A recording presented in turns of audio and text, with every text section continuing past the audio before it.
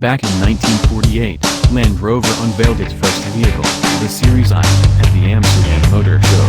It brought 3 pre-production examples to show off, which had unique features compared with the mass-produced models, too, such as thicker aluminum body and a galvanized steel chassis, and a removable cargo box.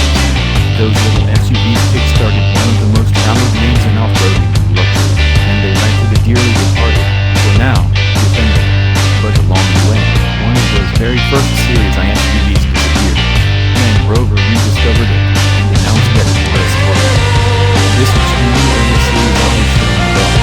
According to Land Rover, it was being used regularly in the 1960s, but was then neglected and rejected, sitting near Welsh Field for 20 years where it was used as a standard power source until 1986.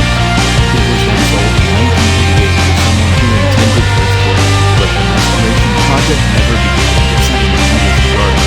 Eventually, Land Rover obtained it from its resting place near where the Series I was produced in Solihull in the UK. The company has actually had the vehicle for a little while before now.